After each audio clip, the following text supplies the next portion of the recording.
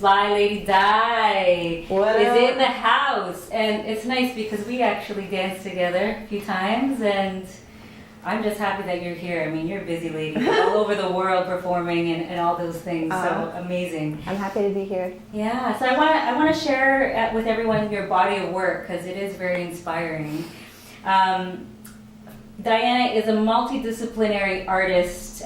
She's been rocking stages for over a decade through dance, DJing, visual art. She's voted Outstanding Performance and Outstanding Design by Now Magazine. Fly Lady Di's one-woman dance creation, The Third World, was presented at SummerWorks and was sold out a 3-show run and received a 4 review by Now. You were recently in the Philippines with a revamped version of this, Yes. right? Yes. And it was well received in Manila. Very well received. Amazing. I worked really hard. Yeah, and you added a component to that because then you started to add more dialogue, right? A lot more dialogue, Yeah. Like a lot more kind of interactive elements with me and like the different types of media and stuff like that in my show. Right. It's a completely different show now. Yeah, because I saw it when it was its first like launch of it with projection, which that's another thing too, to be able to create with projected art and music. Yeah. And a one-woman show is courageous. Yeah, it's courageous, but I feel like, I don't know, every time, like the moment I step on stage, like whenever I'm doing this show, it just like, there's this feeling of like, this is what I'm meant to do, and I just can't wait to get on stage and just share my story. And for the most part, I feel like it's just me, like talking to my friends and like making fun of my mom and dad. Yeah. But just like in a different context. Right. So who is Fly Lady Di now for 2019? Who is Fly Lady Di? Totally different person than she was, I'd say like 3-4 years ago, even 5 years ago. I'm really coming to know my strengths, and I'm coming to know all of the things that I have to offer. Yeah. And they are varied, and they are kind of like they all, as you said earlier, like are under the like art umbrella. Right. And I consider myself like of anything an artist. Before I'm a dancer, before I'm a DJ, any of those things, I'm an artist. And so Fly Lady Di this year is kind of just coming into her own and realizing what she can do and her powers, and accepting also that she's weird and a nerd and like might not be like of the cool crowd or like have like the latest Nikes every week or whatever. So it's just really like I know myself a lot more, and I've accepted a lot more about myself, and that has given me a lot of freedom and a lot of kind of like power within. And yeah, like it's given me a lot more clarity also with like who I am and like kind of the trajectory of my career and my work. I don't think you're uncool. I don't know, it's weird. No, far from it. Oh my god, you're like the coolest. I don't know, it's weird because sometimes like I guess maybe social media has like a role to play in It like does. the perception, like our perceptions of ourselves, and it's kind of messed up. But So let's talk about mindset, because you've been performing like since back in the day, and you bring elements of that, you know, your authenticity, your truth is still very much present in who you are, although it is evolving as you grow. So how, like, let's talk about mindset then, because you know that we're all really hard on ourselves, and how do you transcend that, or what do you do? that's a really good question too, because we're not, no one is immune. Like no matter what level you're at or what level you know get to, you're always kind of the victim of like these thoughts that come to your mind that are like kind of disruptive and negative and toxic, and definitely getting over that is a success in and of itself. Right. But it's like, how do you get over it? For me, lately, it's been these 2 words that I've been saying to myself that have allowed me to like step over whatever negative thoughts, and it's hours in. It doesn't matter what you think or what people think of you or any of those things, but if you put the hours in, there's no way that's not going to come back to you. Like, it always does. Always, always, always. Like, when you invest the time and the energy and the money and whatever else, it always guaranteed will come back to you, whatever your intention for that was.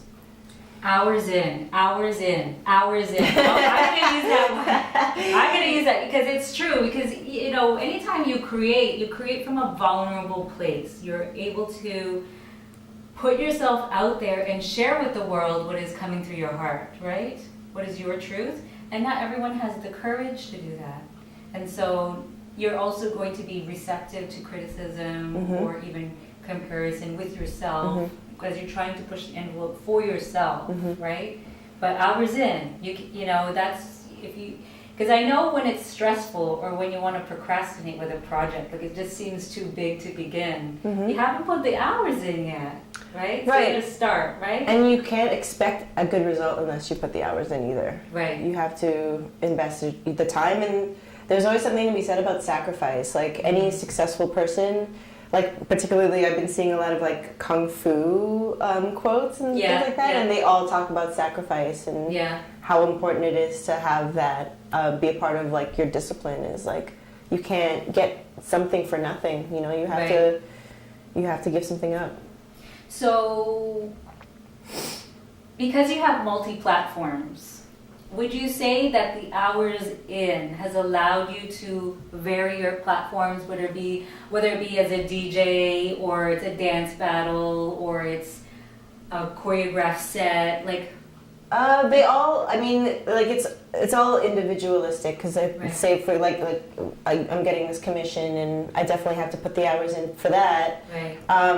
But essentially, like whatever it is you're focused on, for me, it's like been my show for the last like year and a half, and telling myself like, oh, like you know, you ask yourself like, oh, will people come to the show, or are people gonna hate it, or are they gonna trash it? It doesn't matter. If you put the hours in, it's gonna come back to you, and that's the bottom line. Like you just need to know that once you invest the time, it will come back to you, and you don't have to worry about anything else. And even if they do trash the show or whatever, if people hate it, it doesn't matter, because at least you tried and you put your grind in, you know. Yeah, and you're that one step forward to pivot and refine. Totally. Yeah, because since you've launched your show, Third World, it has refined. It's changed. Like what I've seen, like. Well, how long ago? That was a December. It was a year and change. Yeah, it's come a long way and reached an international audience. So you had to start somewhere. You had to start somewhere, and you have a good team, like of advisors helping you out. Can you share with everyone what Third World's about, but in particular, what your journey and what you want to tell the world with you as an artist? Sure. Why it's so important for you. I've always wanted to have a one-woman show, just like kind of going through all of the different dance styles that I've been passionate about over the years, and also like tying in my Filipino roots, because learning more about my Filipino roots has been such a big part of myself as an artist, and like learning more about myself, my human fabric, has like totally expanded my mind in terms of what I'm capable of doing as an artist, and also like discovering so much richness in the Filipino culture and history, and it's crazy how much has been erased from colonization, and how much we balikbayans, which means like those who are born outside of the Philippines, of Filipino descent, how much we want to dig and find. And so anyways, so it ties all those things, primarily the dance, kind of like lineage, and then I've kind of added the elements of like being a Canadian, and what does that mean, and what does it mean to have been born in Canada as a Filipina, and what is my relationship to my parents, like who are my parents, like how have they influenced me. I think that's like been a huge part of the show. But essentially it's a video game whereby I am the main character, and I go through all of these worlds in the attempt to be at the top of my game, which is, as we know, just an illusion. There is no top. But I kind of like go through all these worlds, like auditioning to get to the top, and kind of stumble my way through, and you'll get to see like the journey of me as a dancer, and all the like embarrassing moments of my career. Yeah. But they bring such a beautiful, like, you go back and be like, I know. But it makes who you are today. And I think to be multidisciplinary, because we go back to the word of discipline. Right. Right? So what's your discipline? Like, what is your process to be disciplined? So, as much as I want to lay in bed all day and eat chips and watch and stream old episodes of Girls and Sex and the City, which I do anyways, you know, there's something to be said about getting up and actually like practicing or working out, making vegetables to eat as opposed to just eating poutine every day. Oh, yeah, poutine chips and Netflix. Yes, and Diet Coke. But yeah, there comes a time when I'm like, okay, D, you gotta buckle down, and you know, spring is coming, and you gotta wear sleeveless things. So vegetables. Baked vegetables, steamed vegetables. But no, there comes a time where I tell myself like, you need to focus, and you need to really, you know, put the work in. And so I think that motivates me to stay in line and kind of not waver. But it's literally like a daily battle because, you know, I grew up as a kind of like a chubby kid, and anyone who's out there right now, my chubby folks who like grew up being chubby or was born chubby and got made fun of for being chubby, which was like my life story. Thank you, cousins. But that stays with you forever. And it's funny how I was thinking about this just like today or yesterday. It was like, it doesn't matter how thin you get or how fit, you always have that fat girl in you. It's always there. And so it's literally like an uphill battle daily, not, you know, thinking of what bubble tea to get or what ice cream or the bag of chips, you know. Like I literally had a bar of chocolate on my way over here. That's Whoever saw me on the Queen streetcar was like, oh, she's eating a whole thing of chocolate right now. Yes. But no, it's a daily battle. And so, yeah, just conquering those little things with those little voices, you know. Well, you know, it's interesting because it all boils down to, you know, I've been recently also working on my mindset. And there is I think about being enough, about feeling enough, which I think all of us, I think in all humanity, there will be triggers to make you believe that you're not enough. Totally. Which will hold you back and bring you into these patterns and get you into a freeze where you can't take action and you just do your usual patterns to seek comfort because you feel safe with what's familiar. But being a creative high performer, you know that, you know, when you want to discipline, it's like being conscious of what your fuel is, right? So food is fuel, and the same thing too, I'm trying to like juice every day to get more high vibrational fuel because I want to grab the coffee all the time, right? So yeah, that is actually a habit of a high performer, to be conscious of what you're taking in. But also having self-compassion is important because you cannot be productive, like be this badass creative, you know, doing it all. You're gonna crash. So all of those things for comfort, where food is comfort, is a good thing. Yes. Right? It's not like, it's not a negative thing. Totally. It's not a negative thing. That's a really important way of thinking because, trust me, I've had like eating disorder when I was like 16 years old, and it's really uncomfortable. And even if you like look a certain way, like I lost maybe like 10, 15 pounds. Like if you're not happy or if you're not comfortable, you're not gonna look sexy. You're not gonna look hype. Like you're gonna look like frail and, you know, and like deprived. So it's really important to have a balance. Yes. Thank you for mentioning that because it's true. Yeah, it's the balance, and I think, especially in the self-care and health industry, the more conscious you are and the more ambitious you are, you can really get drowned with all the information of what you should be doing and focusing on the gaps where you need to find improvement. And that's very rampant in dance, very rampant even in all kinds of arts, especially because as you're creating, you do have like a family of other creatives. But when you're in the act of creating, it's actually very isolating. And you're a creative, but you're also an entrepreneur. right? Because you're a contract worker, you got to hustle and get the contracts, you got to get the gigs, you got to market yourself and brand yourself, and only you can do that best, right?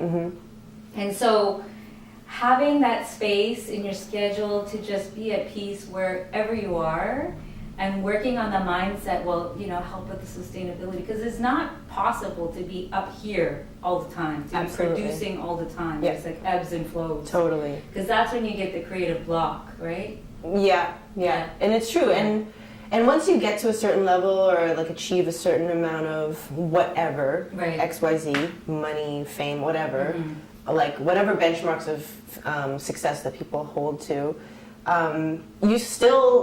there's still like what's ahead, And so and I was thinking about this yesterday as well, like what if I peaked at 25, what would I be doing now at 37, but it's like I was telling someone about Nia Vardalos and how she created her one-woman show, and by the time a big fat Greek wedding came out, which was based on her one-woman show, she was 41 years old, and she's from Winnipeg, Manitoba. So it's like there's always something ahead, and so we don't live to get to the end of something, because the end is really our death. Right. We think that once we reach a million followers or $1 million or whatever, that we're gonna be like happy thereafter, or like there's gonna be a man who loves me thereafter, whatever. That's not the case. It's like life goes on, and you might lose a couple followers because you said something that they didn't like, or whatever. So, and then this is a kind of like the theme of my show too. You have to remember that it's not about getting to the top. It's about just enjoying the ride and and riding the ride. Yeah, totally. Yeah, and it all boils down to being present, because even it's funny. It's an illusion. It's an illusion where, like you said, the comparison is real. It's part of human nature. Social media doesn't make it any better, but social media is a very powerful tool for networking and also finding sources of inspiration and opportunities. Using it a platform for the greater good, right? For education, but it's still there. It's still there where it seeps in, and you feel challenged on what. Do you feel enough where you are right now? And I think that is a life practice. Absolutely. Yeah, and even the masters who teach this are constantly working on it, because, at the same time too, when you're working, you get tired, and when you're tired, you're depleted in fuel and sleep and all these things. So that can also change your perspective on what to be grateful for, or that you're doing well. Like, the hours in, you're good. Right. And I've always lived by slow and steady wins the race. There's no rush. Like, why would you? Right. And my teacher, Idra Wilson, would always tell me that, like, take your time. Those were the 3 words that he uttered, like, more than anything. Right. And that totally, got locked into my consciousness. Is like, take your time. And it's easy to forget to do that too, because the world is moving so fast. And we want things so fast, and it's kind of like a millennial thing to like want. But the instant gratification of things is such a big deal to us, and we have to remember that you gotta take your time, and you gotta like love every moment, good and bad. When I think about the instant gratification thing, especially when it appears that people are just churning out instructor, like making these methods, or pumping out shows and producing these things. There's a difference between just pumping out mediocre things and being a true master, right? And even then, it's like, you can pump things out and refine and refine, but people can feel what the intention is behind something. Of course. If it's fueled by ego for the sake of likes, or it really is a true body of work, like where is the integrity behind the work? And especially artists are very sensitive people. That you can know right off the bat when you sit there. The whole idea is that you want to transfer the vibe into the audience. If you can do that, it doesn't matter if they vibe with that vibe, you've done the job, right? Right? And totally just you standing there and feeling grounded in that moment is when you're present, right? Yeah, but that in itself is a practice also, like staying present. It's so hard to like take yourself out of the moment a lot of times. Well, so in battling, because it's a completely different thing, the battle scenes, it's very intriguing because like you got to put the persona up and you have to pay attention to who you're battling, get a little piece of that, that, put it in. I don't know. How do you do it? Like, and then you got to be all cool, but you can't. It's like the warm up is not the same as if you were backstage and you're up to go. Like you've got to be in the persona. Well, right? I feel like that's a big perception that you do have to do those things. Because as someone who has battled, for a couple years. And still feels like they haven't mastered the art of battling by any means. Like at best, I feel like I'm like the queen of semifinals, which is cool. Because winning is a lot of pressure, and it's tiring AF. And I know, like knowing those things, like I haven't been ready to win per se. Like I know what it takes, but I just have been too lazy to do it. And that's the God's honest truth. And like all of my friends who like win battle after battle, they get mad at me. They're like, "You've been in the game for so long. You shouldn't do that. You should never do that." I'm like, "Yeah, but I get tired. I'm like an old lady. I get back pain and I get because you're literally sitting there all day, like just waiting your turn and watching other dancers and watching popping and then watching how. But anyways. There is a perception that you do have to like beef yourself up, but it's literally and I've been asking around, the successful battlers like what it is, and it's true. It's really an internal thing. It's like not even paying attention to your opponent, not paying them any mind because it's not about them. It's not about the other dancer. It's about you and getting down and connecting to the music, to the people, and once you snap out of it, then you can easily get lost. So it's really just about finding that thing inside and like not giving up about anything and not even thinking about it. Because my most successful battles have always been that of just like wanting to get down really at my hardest. To no matter who it was. And also, it's a very mental too. Like it's extremely mental. Just like having it in your mind, like, oh, that person ain't bleep, being like whatever, like okay, whatever, whenever they're doing their set. But it's like, just finding whatever it is within and not caring. And there's something to be said also about not caring to win. Because a lot of my teachers have told me, like, it's not about the W. It's really not about it. And anytime I didn't care about the win, I'd always gotten really far. So don't be emotionally attached to the result. Never. That is your demise. That is your demise. And then that goes for everything, not just battling. And then staying in the flow. Yeah, well, you know what? It's okay because battling is such an individualistic thing in terms of like moment to moment and battle to battle. Because, like, if you battle in Korea, it's way different than if you battle in New York, and it's way different if you battle in Vancouver. So, and because like the DJ is different, and the temperature, and what you ate earlier, and your surrounding, what someone said to you, like just all the circumstances change. From time to time, like from battle to battle. So it's never one thing. And like, I'm sure anyone who's been in a battle kind of, or has had like any experience battling knows that it's all very different every time. Every time. So how would you say that musicality has allowed you to navigate your different platforms? Okay, so first of all, I'm a lover of music, and that plays a huge role in everything that I do. And I don't just love R&B and house. I love rock. I love alternative. I love old West Coast gangster rap. I love like so many different types of music. So that is primarily kind of like the source of my inspiration and kind of where I get, where I kind of feel connected to myself, because it kind of like the different types of music kind of reflect the different types or the different sides of me.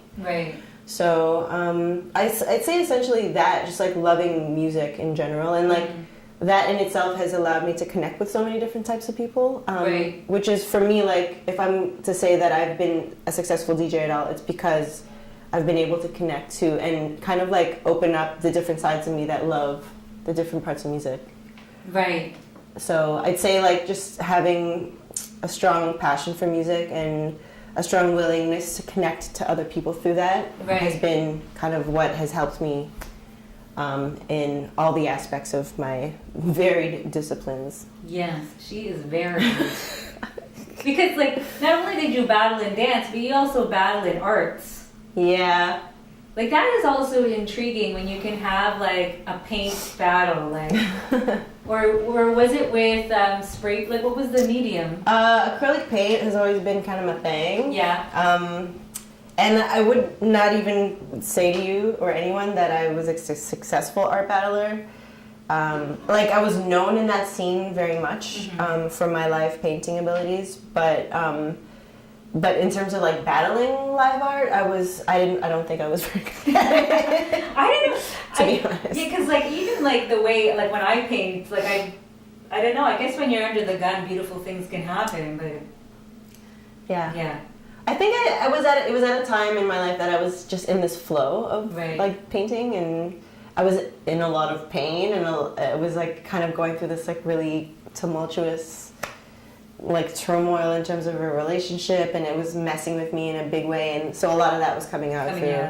But I'll say this to a lot of people that I know that are visual artists, can sometimes attribute those feelings of anguish to successful like expressions of like visual art. And when I'm happy, or if I'm like focusing on something else like dance or DJing, which do make me happy, like the art side doesn't come out. So I haven't literally painted in my last painting that I finished was like 5 years ago. Right. Yeah. So it's seasonal. Very seasonal. But before that 5 years ago, it was like, I don't know, like 3 years before that, or 5 years. Like, it's been a really long time. I hoard canvases and paints. And I was looking at my last painting. It was like when Miguel was born, so like 3 years ago, and I can't do it. It's very time consuming. But also, I had this like voice in my head literally this morning when I woke up saying like, you need to make the backdrops of your show. And my friend JR said that to me too. He's like, you gotta use your art background. I'm like, yes, because I completely forgot that the background is supposed to be a malong pattern. And a malong is a multi-purpose garment from the Philippines, which has like cool, intricate patterns, but also just like the garments that were made and the textiles that were made from the like indigenous Filipinos are incredibly beautiful. Right.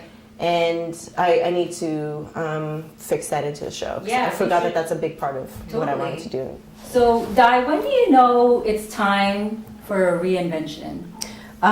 It's usually when I feel like there's been a lack in something. So, for example, like if I feel like I haven't been dancing enough, or if there's not enough of that in my life, or if I'm not, DJing enough or doing enough music research, all of that comes back to me. Like, say I get hired for a job, and the job's, or like I like play like beep because I haven't been investing the time in. There's that moment where you feel enough ick, enough ick, where you're like, okay, I gotta turn it around. And so it's usually when I have that enough of that feeling and being like, okay. When you feel like you need to level up. Yeah. And that usually comes with, or comes from a moment where it's like, okay, no, that will never happen again. Right. Like whether it be a bad set or a bad performance or whatever, because they happen. Right. Yeah. And that's life, but it's, you gotta tweak things. Right. And there has to be bad sets.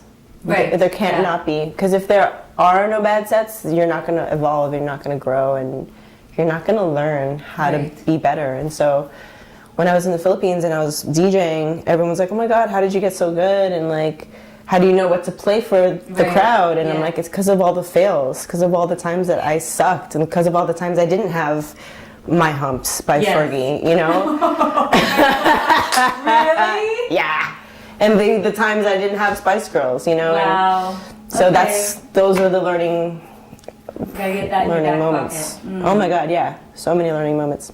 And so how would you embody, this is my last question for everyone, how do you embody momentum? I'd say just by continuing, just keep moving. I'm 37 now, and it's like, you know, when I was watching a show like Sex and the City, and like they're like 34, 35, and I remember being 17, being like, oh my God, that's so old.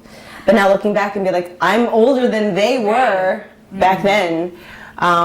It just, and like a lot of people say to me, like, it's really cool to see you keep doing your thing, you know, you're not letting time or age, you know, define you. Or I'm like, yeah, but it's because I haven't fulfilled my potential yet. Like, I'm still not there. Like, I haven't reached my prime. And so I'm going to keep doing it. I'm going to keep doing all these things until I feel like fulfilled. And who knows when that will be. It could be when I'm 60. It could be next year. Like, but I'm just going to keep doing it because I love it. And it is who I am. And it's what I do. So momentum is steady, constant growth. That's what it is. Yes. Hours in. Hours in, baby. Hours in. Thank you so much, Di, for joining me in Momentum. Thank you for having me. And thank you, everyone, for tuning in. Check out drblessyl.com, and you can find information on Di's website and her latest info on what's going on. And we'll have a replay up soon. Have a great day. Thank you for tuning in. Go Leafs, go. Yeah.